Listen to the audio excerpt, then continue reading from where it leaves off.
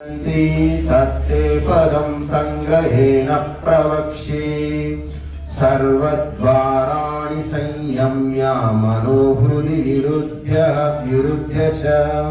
मूर्ध्याधायात्मनः प्राणम् आस्थितो योगधारणम् ओमित्येकाक्षरं ब्रह्मा व्याहरन् मामनुस्मरन् यः प्रयाति त्यजन् देहं स याति परमां गतिम् अनन्यचेताः सततं यो मां स्मरति नित्यशः तस्याहं सुलभः पार्थ नित्ययुक्तस्य योगिनः मामुपेत्य पुनर्जन्म दुःखालयमशाश्वतम्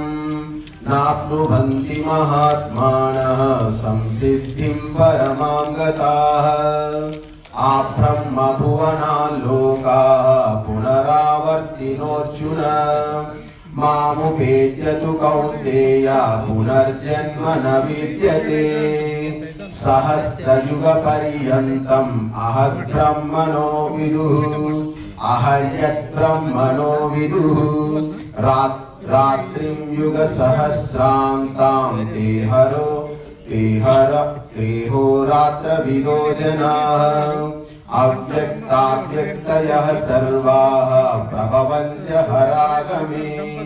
रात्रागमे प्रलीयन्ते तत्रैवाव्यक्तसंज्ञके भूतग्रामः स एवायं भूत्वा प्रलीयते रात्रागमे वशः पार्थ प्रभवत्यहरागमे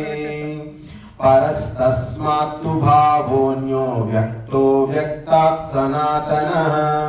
यः स सर्वेषु भूतेषु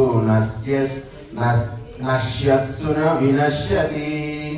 अव्यक्तोऽक्षर इत्युक्तः तमाहुः परमां गतिम् यं प्राप्य न निवर्तन्ते तद्धाम परमं मम पुरुषः स परः पार्थ भक्त्या लभ्यस्त्वनन्यया यस्यान्तः स्थानि भूतानि येन सर्वमिदं ततं यत्र काले त्वनावृत्तिम् आवृत्तिं चैव योगिनः प्रयाता यान्ति तं कालं वक्ष्यामि भरतर्षभ अग्निर्ज्योतिरः शुक्लः षण्मासा उत्तरायणम् तत्र प्रयता गच्छन्ति ब्रह्मविदो जनाः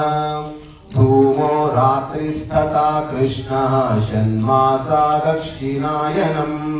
तत्र चान्द्रमसं ज्योतिः योगी प्राप्य निवर्तते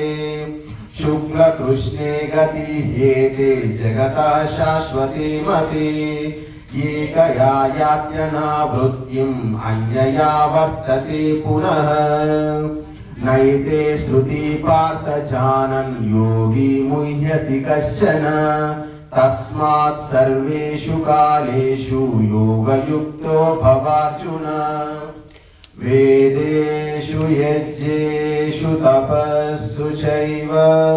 दानेषु यत्पुण्यफलं प्रदिष्टम् अत्येति तत्सर्वमिदं विदित्वा योगी परं स्थानमुपैति चाद्यम् ॐ तत्सदिति श्रीमद्भगवद्गीतासु उपनिषत्सु ब्रह्मविद्यायां योगशास्त्रे श्रीकृष्णार्जुन संवादे अक्षरब्रह्मयोगो नाम अष्टमोऽध्यायः।